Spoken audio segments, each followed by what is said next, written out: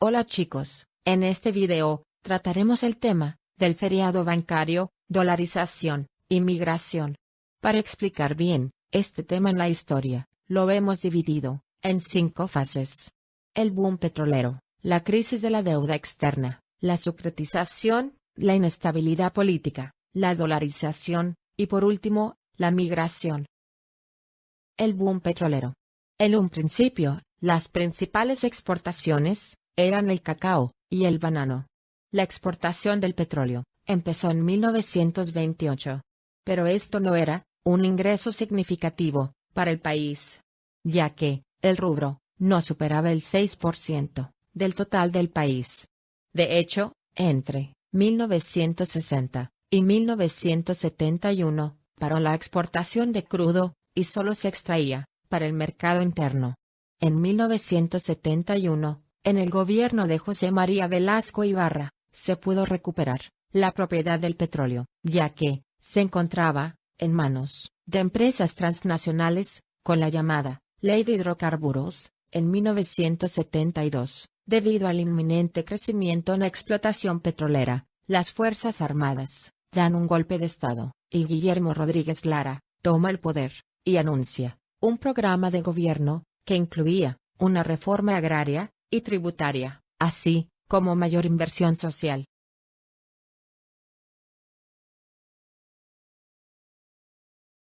Los efectos del auge petrolero. El presupuesto del gobierno pasó de los 5.000 millones de sucres en 1970 a los 27.000 millones en 1977. El Producto Interno Bruto aumentó de $1.062 millones a $13.946 millones en el mismo periodo, lo que provocó que el país se volviera más atractivo para las inversiones y los bancos extranjeros. Desde entonces, el petróleo ha sido la mayor fuente de ingresos para el Ecuador.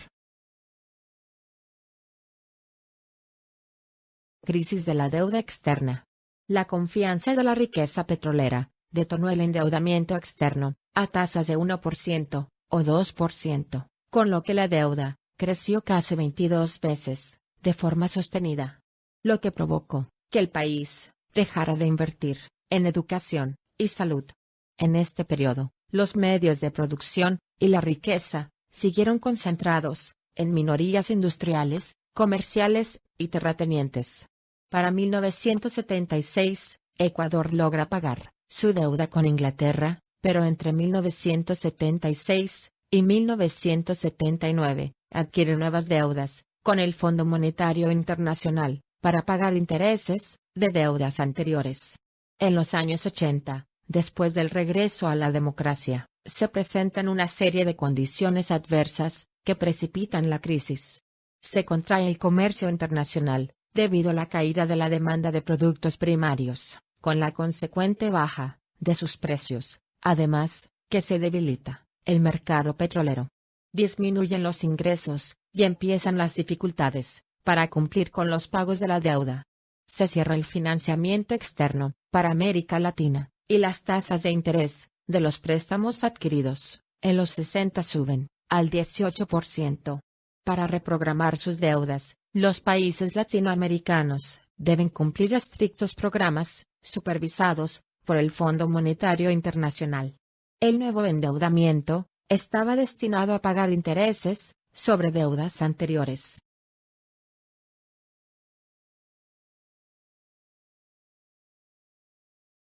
La securitización. En 1983, el gobierno de Oswaldo Hurtado asumió la deuda privada en dólares, a cambio de que estos pagaran el equivalente de sucre. Esta medida fue conocida como securitización. Durante el gobierno de León Febres Cordero, la deuda incrementó por la devaluación del sucre frente al dólar. Para el año 1993, durante el gobierno de Sixto Durán Ballén, la banca acreedora propone la aplicación del Plan Bradley como mecanismo para la reducción de la deuda, mediante el intercambio por parte del Banco Central. Esto provocó un negocio especulativo por parte de las entidades financieras y los particulares, que incrementó en la cotización del dólar y la devaluación del sucre.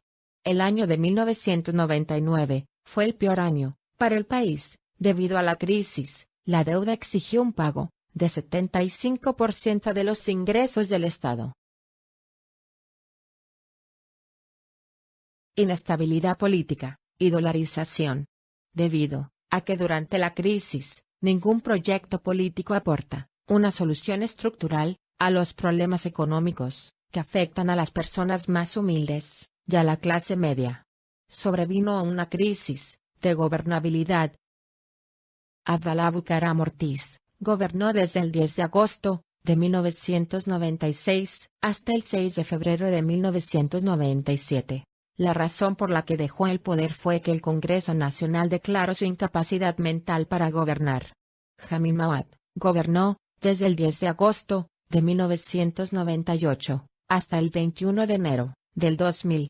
La Confederación de Nacionalidades Indígenas del Ecuador, la CONAIE, y la insurrección de parte de las Fuerzas Armadas, entre ellos, el coronel Lucio Gutiérrez, fueron quienes depusieron a Mahuad. Lucio Gutiérrez gobernó desde el 15 de enero del 2003 hasta el 20 de abril del 2005.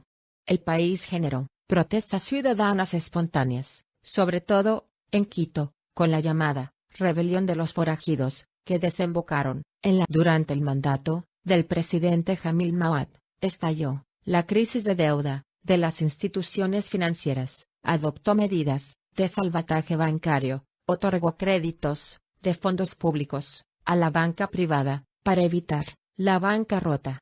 Y el 8 de marzo de 1999, el gobierno decretó un feriado bancario, lo cual es una suspensión de operaciones financieras durante 24 horas, pero esta disposición duró un año, durante el cual los depósitos quedaron congelados. El 70% de los bancos se declararon en quiebra y fueron incautados por el Estado.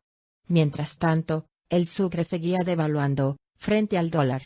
En 1999, el presidente inició la dolarización de la economía, que se decretó en enero del 2000. El equivalente a 5.000 sucres, que valía el dólar, pasó a 25.000 sucres. Debido a la dolarización, el Banco Central perdió parte de su capacidad de diseñar y aplicar políticas.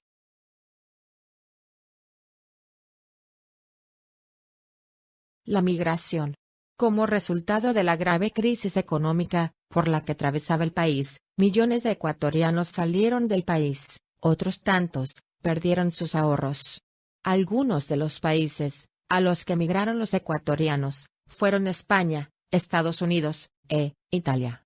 Para el 2008, más de 1,5 millones de ecuatorianos habían migrado a Estados Unidos y Europa, especialmente para conseguir trabajo. Gracias por ver el video. Para más contenido, no olvides darle pulgar arriba y suscribirte.